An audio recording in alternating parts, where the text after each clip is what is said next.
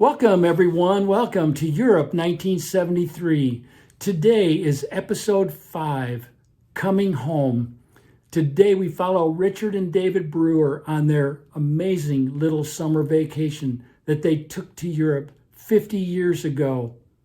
If you missed any of our earlier episodes, check the description below and you'll find links there. The breathtaking mountains in Italy and Austria take center stage in today's videos. Today, we visit Olympic sites in Cortina, Italy, in Innsbruck, Austria, and in Munich, Germany, and have backstories in each location. We travel through Switzerland and up to Luxembourg, where our summer in Europe concludes, at a monument to United States General George S. Patton. You'll want to stay to the end, see that Patton monument, and hear my invitation to come to the prologue episode and the epilogue episode that are going to follow. Please subscribe so you don't miss a single thing. Today, we are coming home. Let's get started. I am starting today's video with a flashback to May 1973. I found a letter from Richard, dated in May, saying that he will drive to Michigan for Stephanie's wedding on June 9th, so I can ride back with him to Lake Placid on June 10th, and we'll be on our way to Europe. Oh, wait a minute. Who is Stephanie? She's our sister. She's getting married to John Moretto on June 9th. We are going to Europe for the whole summer. We fly to Iceland on June 11th. Here's a photo of the bride and groom, Stephanie and John, on their wedding day, June 9th, 1973. While at the wedding, we learned that the Moretto family has its roots in the town of Fowler in Italy. Plans were made to put Fowler on our itinerary. Let's get to our trip. In this episode, we follow Richard and David in August 1973 as they ride across the borders of the countries whose flags you see here: Italy, Austria, Germany, Switzerland, France, and Luxembourg. There were often very long lines of vehicles at border crossings, but as motorcyclists, we were waved to the front of the line every time. Being on motorcycles really paid off at the borders.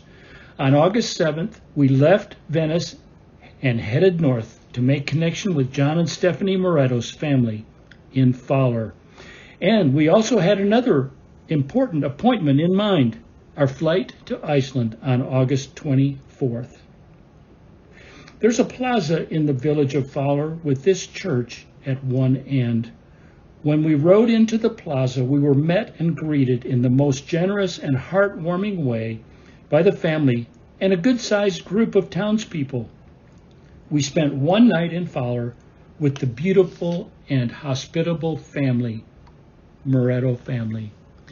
In the center is John's grandfather, Tony. The women are on the left, John's Aunt Flora, and on the right is Maria in the flowered dress.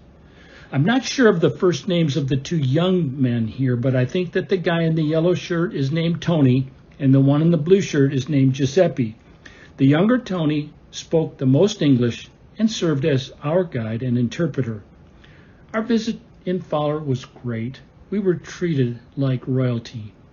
One anecdote in Fowler, shortly after we arrived, as we gathered with the family in their home, someone brought out a bottle of cognac. We thought, how nice. They poured a shot for Grandpa Tony, gave it to him, and then put the bottle away.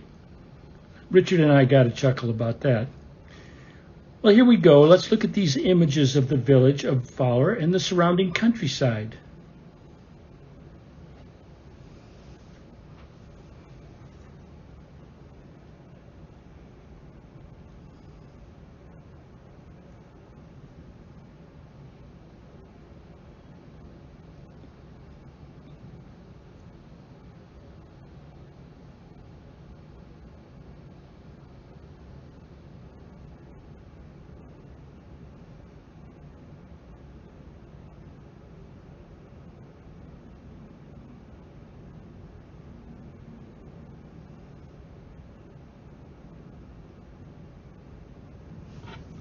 And here's Tony, our friendly and helpful guide in Fowler.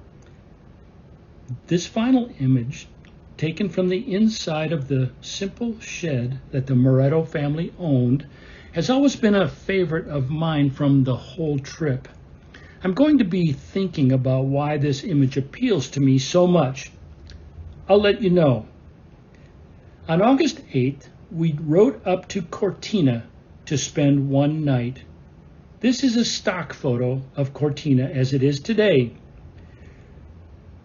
Cortina d'Ampezzo, a town with celebrity appeal and the site of the 1956 Winter Olympic Games, and they will share as the host city with Milan the 2026 Winter Olympics.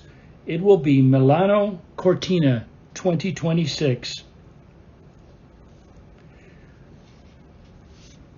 The Winter Olympics include sports that are performed on a bobsled track or bobsled run. The sliding sports, as they're called, bobsled, luge, and skeleton, all use the bobsled run. Northern Italy and Austria are truly spectacular, but I must be careful though, as I don't want to wear out that word, the word spectacular. So I will try to let the photos I have to show you speak for themselves. On August 9th, we rode from Cortina up through the Brenner Pass, a mountain pass connecting Italy and Austria. It is one of the most important transit routes between northern and southern Europe. This is a stock photo of the Wetterstein Mountains. More images of this mountain range, images from 1973, are just ahead. Don't click away now. But right here, I must admit that I don't know for sure where all the remaining photos were taken. This is unfortunate, but the images are so great we can't skip any of them. I will show them in the order that I think is right. If you've made it this far into the video, you are amazing. When we get back to our trip, in a moment, we are in Innsbruck, Austria, and you will see the very best photos from the trip. Don't leave now.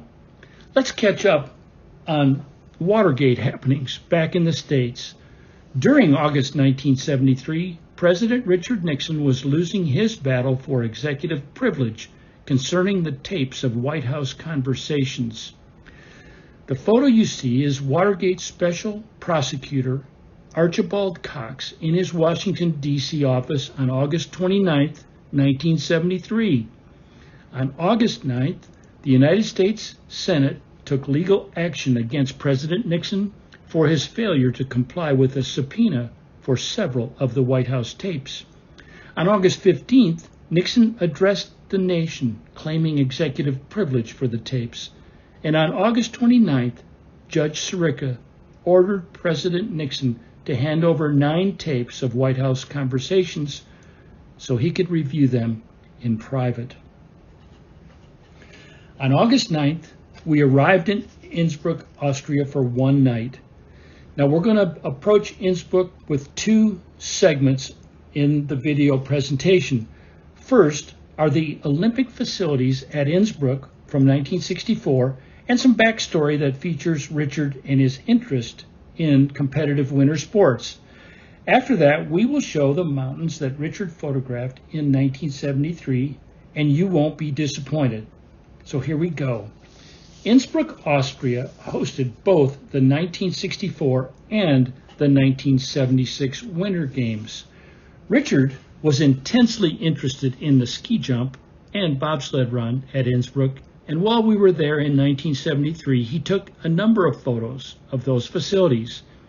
Let's look at them right now as I provide some backstory. Richard was a winter sports enthusiast and an accomplished skier in his own right. He lived most of his adult life in or near Lake Placid, New York, which just happens to have been the site of the 1930 Winter Olympic Games, and later the 1980 Winter Olympic Games. Richard got hooked on downhill skiing while he was in his 20s, skiing mostly at Whiteface Mountain, the site of the 1980 downhill skiing Olympic events. For many years, he volunteered as a starter for ski jumping events at Whiteface. Check the description below for some additional details about Richard's experience as a volunteer ski jump starter at Whiteface Mountain. In 1970, Denver, Colorado was awarded the Winter Games for 1976, but Denver rejected the Games in a 1972 referendum. The Olympic Committee then awarded the 1976 Games to Innsbruck. This backstory is the reason why Richard was so very focused on the Olympic ski jump and bobsled facilities while we were in Innsbruck.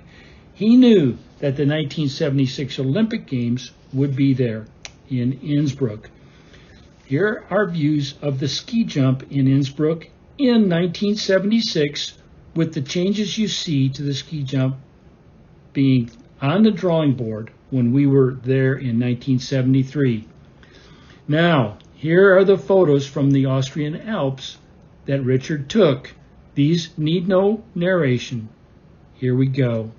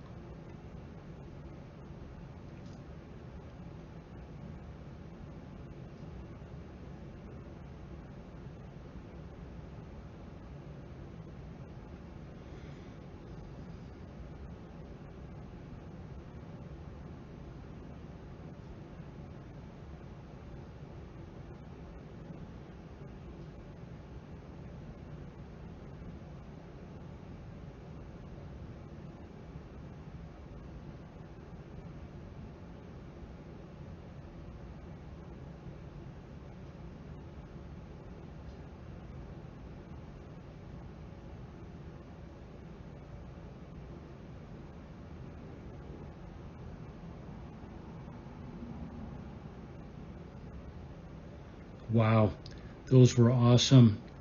On August 10th, we left Innsbruck and headed to Munich, Germany for 2 nights, August 10 and 11. Munich was the site of the 1972 Summer Olympic Games, where a notorious terrorist attack occurred. The so-called Munich Massacre on September 5th, 1972, was perpetrated by the terror group Black September. I will include more about this incident in episode 6, our prologue. Please come back and join us for that. Oh yes, in Germany, we were required to have a different license plate on our motorcycle. And speaking of money, one of the significant events of 1973 was the devaluation of the U.S. dollar. In the first 7 months of 1973, the dollar's value dropped by 22% against the French franc and by 25% against the German and Swiss currencies. This really hurt our budget to the point where we were forced to borrow $400, and we arranged to get those traveler's checks in Zurich. On August 12th, we left Munich and rode westward into Austria for 1 night at a campground close to the shore of Lake Constance. On August 13th, we crossed into Switzerland, heading to Zurich.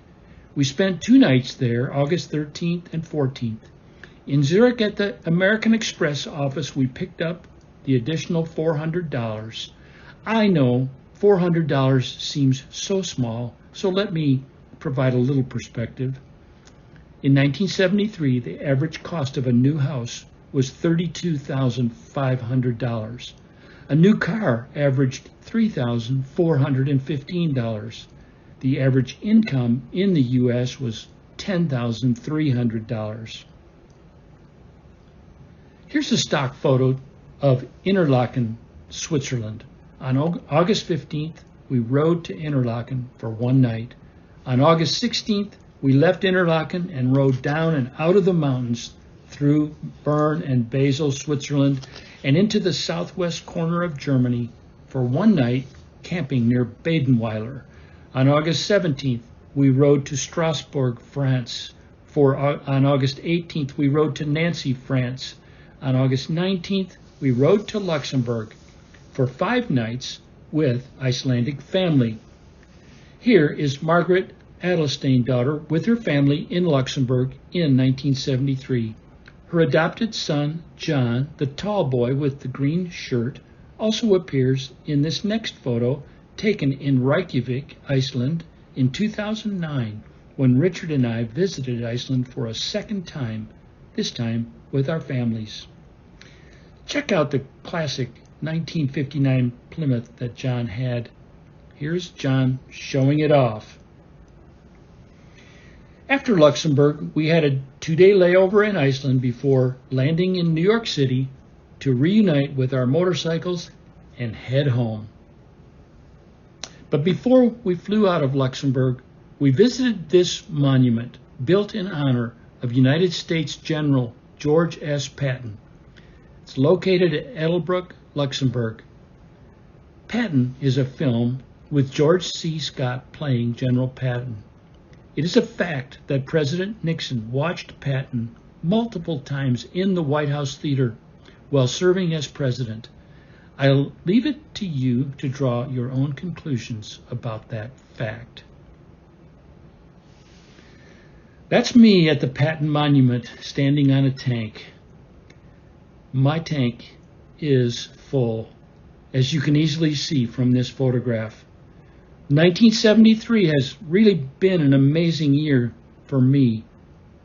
In 1973, the 2 most important relationships of my life emerged. In February 1973, I encountered Jesus Christ and I became a Christian. In September of 1973, I met Kathy Barrow and we married in July of 1974. And of course, there's my little summer vacation that I took with my brother, Richard, in 1973 as well. 1973 was a very significant year for David Brewer. This is the last image from our trip to Europe, but I am planning to release 2 more videos that will provide some context to the summer of 1973. The first video will be a personal prologue scheduled to be released on YouTube on September 18th. The prologue will start about a year before the summer of 1973, and I will focus on my encounter with Jesus Christ. My sole motive is to challenge you, my family, and my friends, and everyone everywhere to consider the claims of Christ and simply come and see that the Lord is good. The second video will be a personal epilogue scheduled to release on YouTube on October 9th, 2023.